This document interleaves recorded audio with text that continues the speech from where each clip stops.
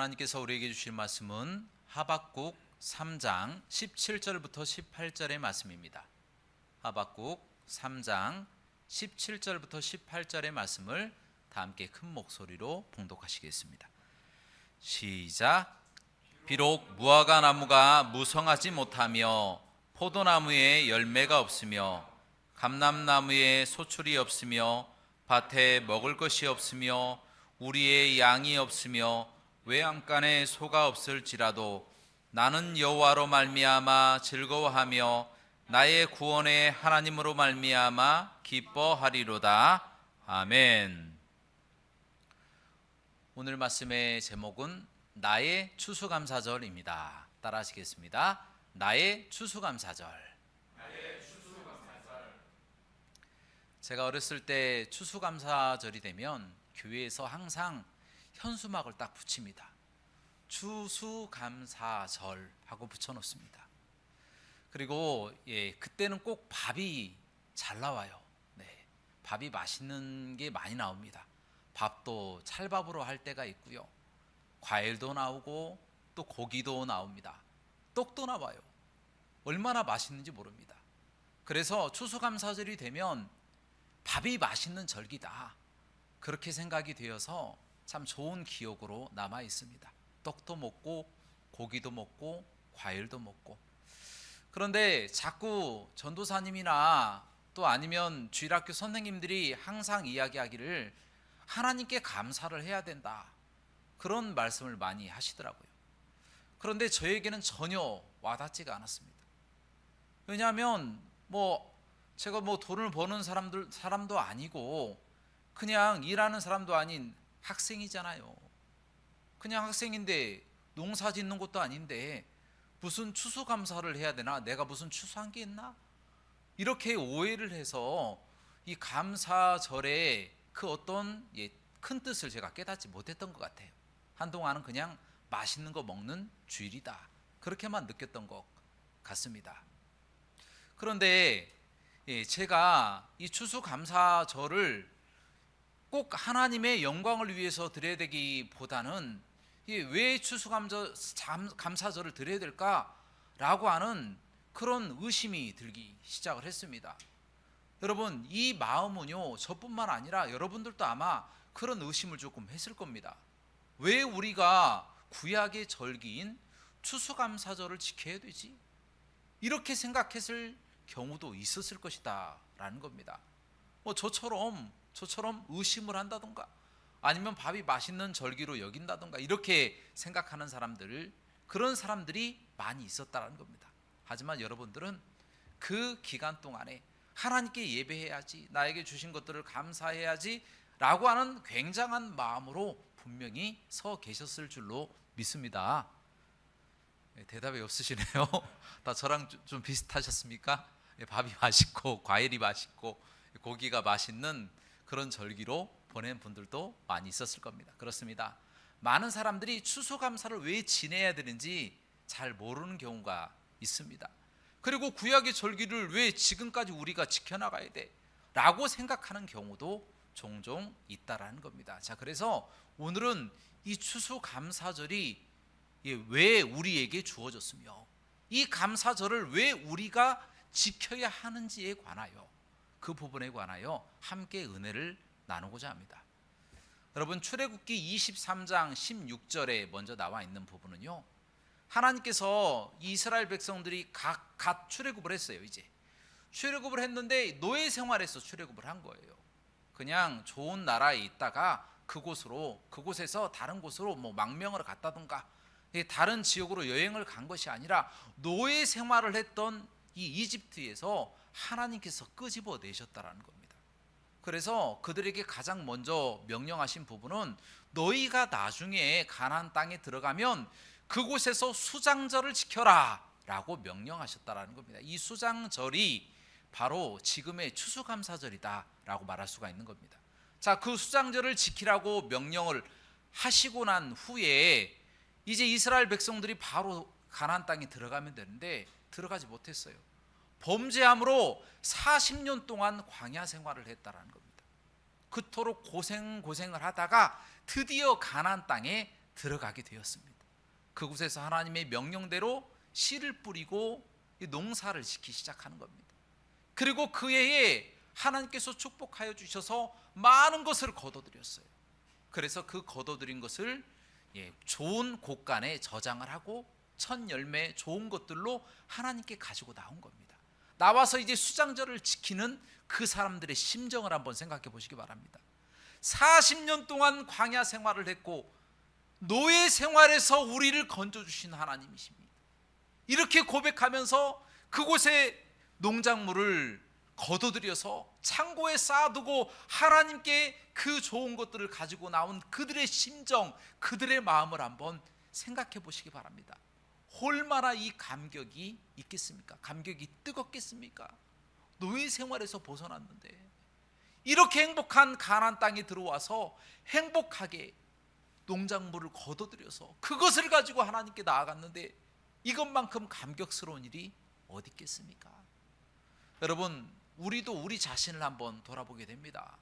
우리가 공산주의 국가에 태어났으면 어떻게 되었을까요? 공산주의 국가에 태어나면 국가가 시키는 대로 노동을 해야 됩니다. 우리 자유롭게 여행을 할 수도 없어요. 돈이 있어도 다른 나라에 가서 무엇인가 사 먹을 수도 없습니다. 그냥 무조건 시키는 대로만 해야 돼요. 또 이슬람 국가, 하마스와 같이 무서운 이슬람의 그 지배 하에 있는 국가에 태어나면 어떻게 되겠습니까? 그들이 시키는 대로 다 해야 돼요. 무엇을 시키든지 노예처럼 순종해야 되고 우리 육체가 얽매여져서 자유가 없이 행동을 해야 된다는 겁니다. 그와 같은 나라에 태어나지 않은 것, 그것만 가지고도 얼마나 감사한지 모른다라는 겁니다. 그러므로 우리는 우리에게 육체의 자유를 주신 하나님께 감사하시기를 주님의 이름으로 축원합니다. 자, 그리고 두 번째는요, 이 미국의 추수감사절에 대해서 조금 이야기를 하고자 합니다. 물론 이 유대와 미국 이 사이에는 중세 교회가 있었어요. 그러나 중세 교회는 조금 패스를 해야 됩니다. 그 이유가 무엇입니까? 중세 교회는 추수감사절이라고 하는 감사절이 없었어요. 타락해서 추수감사절이 없었습니다. 그들은 그 대신에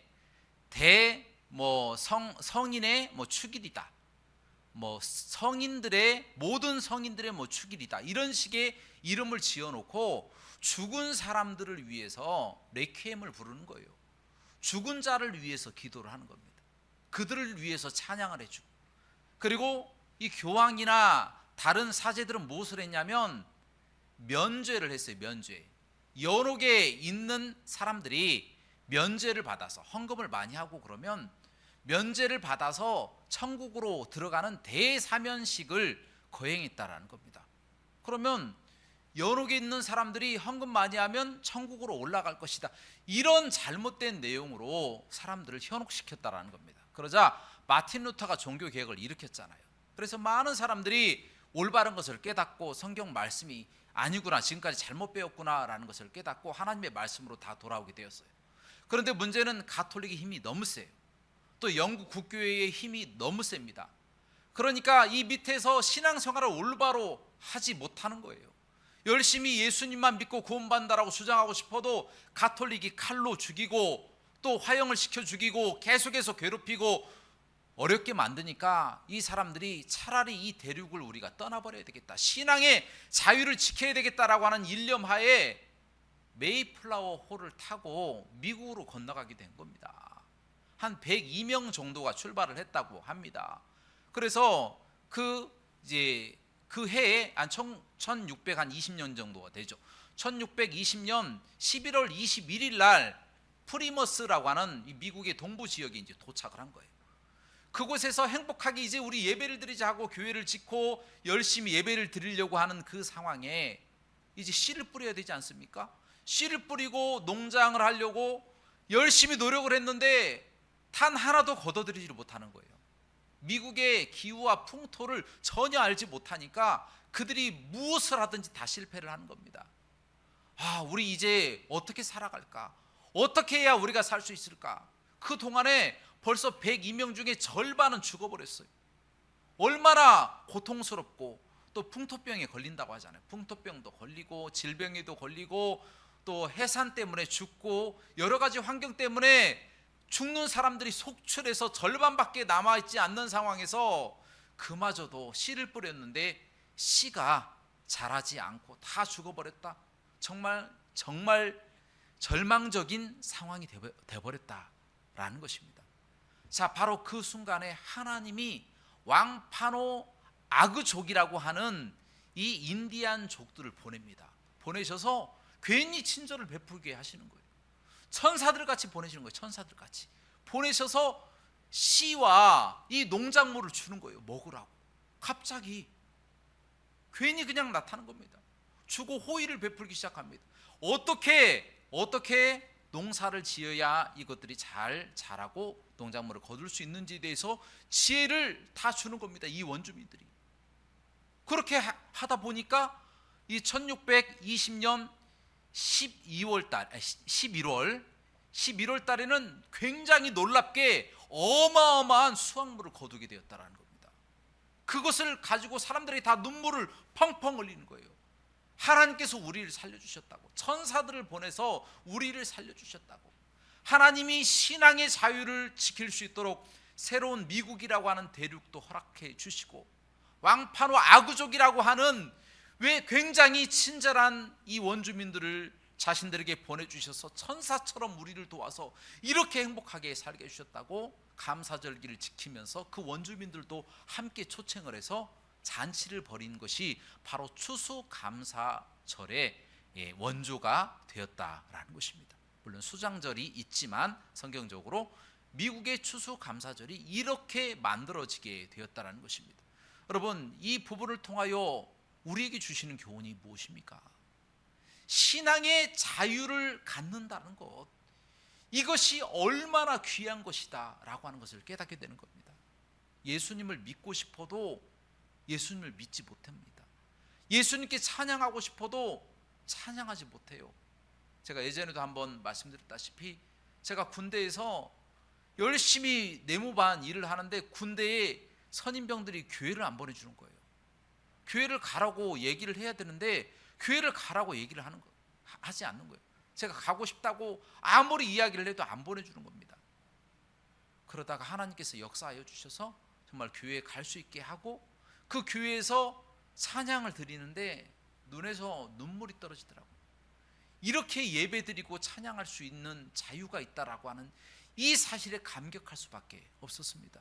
여러분, 신앙의 자유가 있다라고 하는 것, 자유롭게 예배할 수 있다라고 하는 것, 성경을 보고 감사하고 우리 입술로 주의 이름을 부를 수 있다고 하는 것, 이것이 얼마나 큰 은혜인지 모른다라는 것입니다.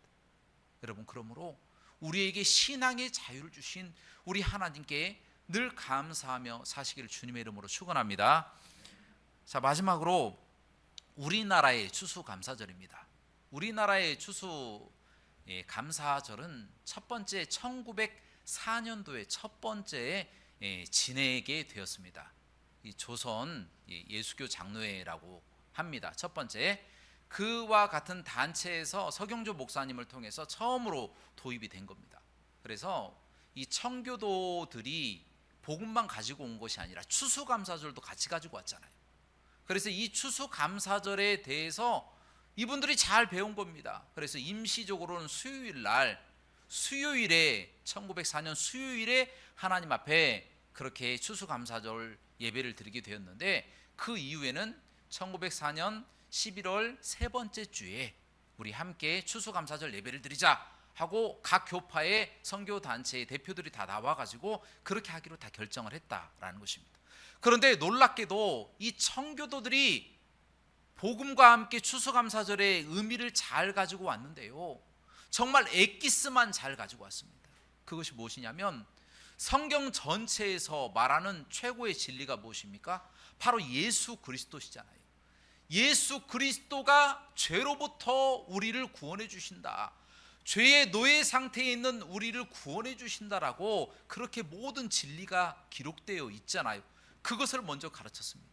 그리고 두 번째로 자신들이 얼마나 어렵게 신앙의 자유를 얻게 되었는지, 정말 신앙의 자유가 이처럼 중요한 것인지, 또 노예 상태인, 육체의 노예 상태에 있는 사람들이 해방되는 이 사실이 얼마나 중요하다라는 것을 추수감사절의 의미에 녹여냈다라는 것입니다. 그리고 또한 성경 안에 있는 수장절의 의미, 하나님께서 지금까지 붙잡아 주시고 인도하셔서 우리에게 행복하게 수장절을 명령하시고 그것이 억지로 지키는 것이 아니라 하나님이 주신 것에 대한 감사로 지켰다라고 하는 이 부분들을 다 녹여내서 이 추수감사절을 가르쳐 줬다라는 겁니다. 그러니까 이 한국에 있는 이 성도들은요, 정말 최고의 추수감사절의 의미를 다 가지고 하나님 앞에 예배를 드렸다라는 것입니다. 그러자 어떤 일이 발생했습니까? 1904년이 추수감사를 처음 지냈어요. 그런데 그로부터 죄송합니다. 3년 뒤에 1907년도에 평양에서 대부흥이 일어납니다. 엄청난 대부흥이 일어나서 평양이 제2의 예루살렘이다 라고 말할 정도로 어마어마한 부흥이 일어나게 되어집니다. 바로 그 부흥에 촉발을 한 것이 바로 이 추수감사절이라고 하는 사실이다라는 겁니다. 그곳에 죄로부터 자유잖아요. 그들이 모여있는 사람들이 다 회개를 하는 거예요. 회개 운동을 하는 겁니다. 우리가 지금까지 어떤 죄를 저질렀습니다. 하나님 용서하여 주옵소서. 누구의 물건을 훔쳤습니다. 하나님 용서하여 주옵소서. 그곳에서 다 무릎을 꿇고 회개 운동이 일어나서 모든 사람들이 다 회개하고 또 새벽 기도를 만들고 수요 기도를 만들어서 열심히 하나님께 예배하게 되어서 이 한국이 지금 어떻게 되었습니까? 세계 10대 경제 대국이 되어버렸어요. 또한 많은 사람들이 이 아주 짧은 이 100년도 안 된 50년도 안 된 이 기간 동안 한강의 기적을 이루어 버렸고 많은 사람들이 예수 그리스도를 믿게 되는 놀라운 역사가 나타나게 되었다는 것입니다. 하나님은 이처럼 추수감사를 드리는 사람들에게 이와 같은 축복을 주신다는 것입니다. 추수감사는요, 그냥 하나님 앞에 단순하게 무엇인가를 드린다라고 하는 의미가 아닙니다. 추수감사는 죄로부터 우리를 자유케 하신 하나님의 그 은혜, 예수님의 그 은혜에 감사하는 것이고, 또한 노예 생활을 했던 곳에서 우리를 건져주시고 또 그곳에서 태어나지 않도록 하신 은혜를 베푸신 하나님이시다라는 겁니다. 또한 마음껏 신앙의 자유를 가지고 찬양하고 예배하고 기도할 수 있는 자유를 허락하신 그 하나님께 감사하는 자리다라는 것입니다. 그래서 우리는 이 추수감사를 잘 지킴으로 하나님께 이와 같은 모든 축복들을 다 받으시기를 주님의 이름으로 축원합니다. 자, 그렇다면 오늘 본문 말씀에 보니까요, 하박국도 추수감사를 좀 지내고 있는 것 같아요. 그런데 이 하박국의 추수감사는 굉장히 좋은 추수감사였을까요? 아니면 굉장히 암울한 추수감사였을까요? 암울한 추수감사였습니다. 그 이유가 무엇입니까? 그 이유가 아무리 무화과나무가 있어도 무성하지 못한 거예요. 아무리 포도나무가 있어도 열매가 없는 겁니다. 아무리 감람나무가 있어도 소출이 없어요.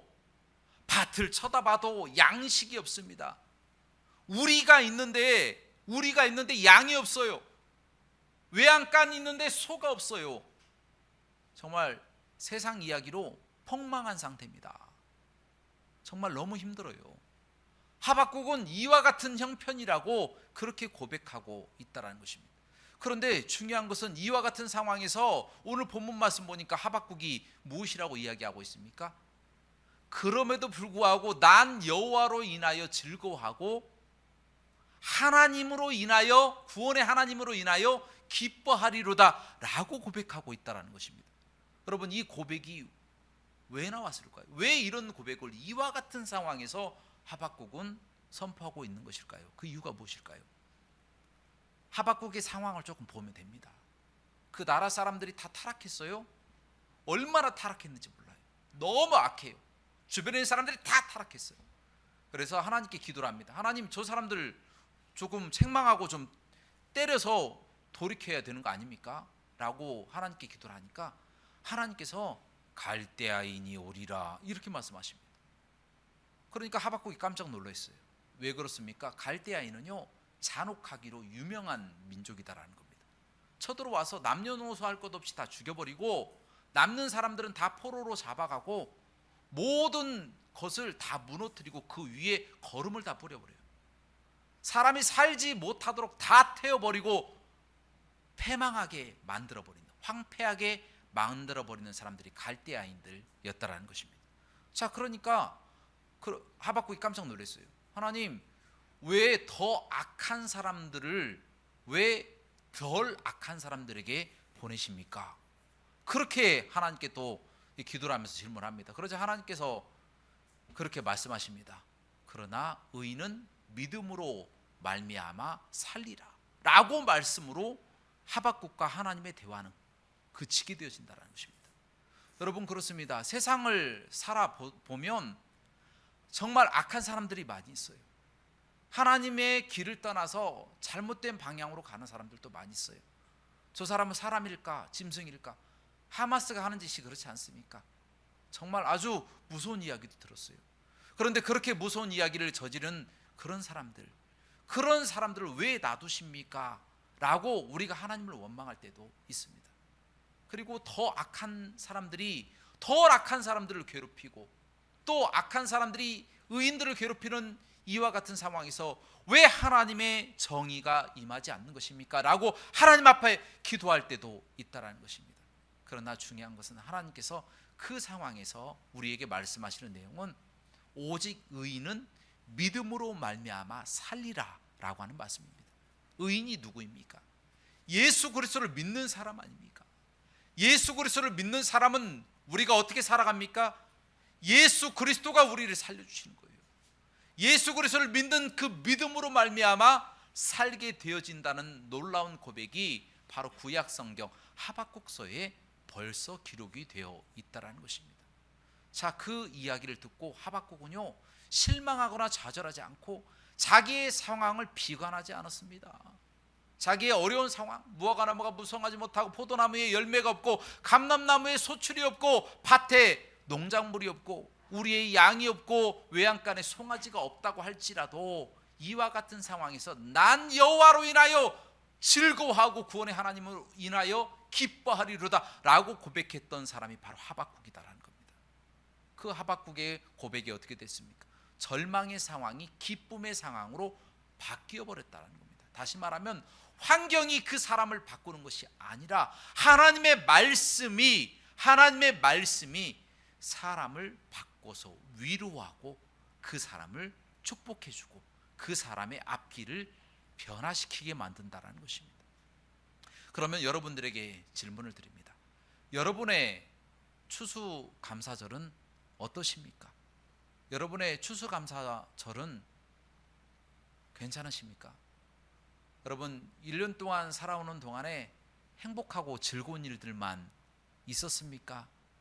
아니면 정말 생사를 넘나드는 어려운 환경, 당장의 직장을 그만둬야 되는 상황, 아니면 직장을 그만둬버린 상황, 사업이 안 돼서 힘들어서 어찌할 바 모르는 상황, 아이가 아파서 아니면 자기의 질병 때문에 고통당하고 힘들어서 좌절하고 있는 상황, 앞길이 막막하고 취업이 안 되고 진학이 안 되고 세상 사람들이 나를 인정하지 않아서 답답한 상황, 관계의 문제,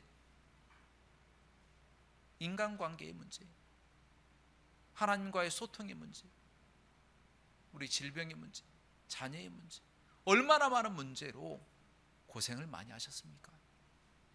여러분, 과연 주님 앞에 추수감사절로 드릴 수 있는 것이 무엇이 있습니까? 주님께서는 빈손으로 나오지 말라고 하셨거든요. 추수감사절에.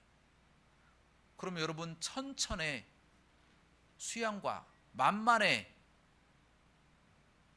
소를 주님 앞에 드릴 수가 있습니까? 그런데 빈손으로 나오면 안 되잖아요. 그러면 무엇을 가지고 나와야 되는 것입니까? 하나님께서는 이 세상의 모든 것을 다 소유하셨기 때문에 여러분들이 가지고 오는 어떠한 물질이나 어떠한 귀중한 것이라도 그것보다 더 귀하게 여기시는 것이 있다라는 겁니다. 그것보다 훨씬 귀하게 여기시는 것이 한 가지 있어요. 그것이 바로 무엇입니까? 예수 그리스도를 믿고 감사하는 마음이다라는 겁니다. 할렐루야. 예수 그리스도를 믿고 감사하는 마음, 이 마음 하나만 가지고 나와도 여러분들을 사랑하시고 여러분들을 또 이뻐하시고 여러분들의 모든 상황과 형편을 다 하셔서 끌어안아 주시는 거예요. 아버지 집에 갈 때 빈손으로 갔다고 아버지가 책망하는 사람이 있습니까? 아무도 없어요. 아버지 집에 감사하고 기쁜 마음으로 그냥 찾아가는 거예요. 그러면 끌어안아 주는 거예요. 아이고, 내 새끼 왔어, 내 새끼. 요즘 그런 것도 많이 느껴요. 제가 큰아들과 이제 둘째 아들이 있는데 애들이 말을 안 들을 때가 있어요. 정말 미울 때도 있어요. 그런데 이 자녀들이 아빠 죄송해요, 빈말이라도 죄송해요 그러면 그냥 마음이 눈녹도 다 녹아지고 당장이라도 그냥 용서해 주고 싶어요. 그런데 또 나쁜 짓을 할 걸 알기 때문에 그 상황에서는 조금 용서를 미뤄주고 혼내고 그 다음 상황에서 용서를 해주고 또 상을 주고 이렇게 하고 있긴 하지만 어쨌든 하나님 아버지는요, 우리에게 다른 거 바라시는 게 아니에요. 예수님을 믿고 감사하는 마음, 그 마음 하나만 가지고 나와도 세상의 어떤 것보다도 더 우리 하나님은 귀하게 여기신다는 거예요. 단 이 마음 가지고 나오지 않는 것은 안 된다는 거예요. 예수님도 안 믿고 감사하는 마음도 없어요. 그러면 안 된다는 거예요. 반드시 이 마음을 가지고 나오신 줄로 믿습니다. 자, 우리 성경 말씀 한 구절 제가 봉독해 드리고 말씀을 마치고자 합니다. 이사야서 55장 1절입니다. 오호라, 너희 모든 목마른 자들아 물로 나아오라. 돈 없는 자도 오라. 너희는 와서 사 먹되 돈 없이 값 없이 와서 포도주와 젖을 사라. 아멘. 여러분, 이 마음만 가지고 나오면 되는 줄로 믿습니다. 그러므로 결론적으로 말씀드립니다. 우리 하나님께서 우리에게 육체의 자유를 허락해 주셨어요. 감사하실 줄로 믿습니다. 또 여러분들에게 신앙의 자유를 허락해 주셨어요. 또 건강한 몸을 허락하여 주셔서 주님의 전으로 나올 수 있도록 축복해 주셨습니다. 자, 이제 여러분들은 감사하는 마음을 가지고 주님의 전에 나왔사오니 이제 하나님으로부터 놀라우신 축복과 사랑을 받을 그 마음만 가지고 이 시간에 계시면 됩니다.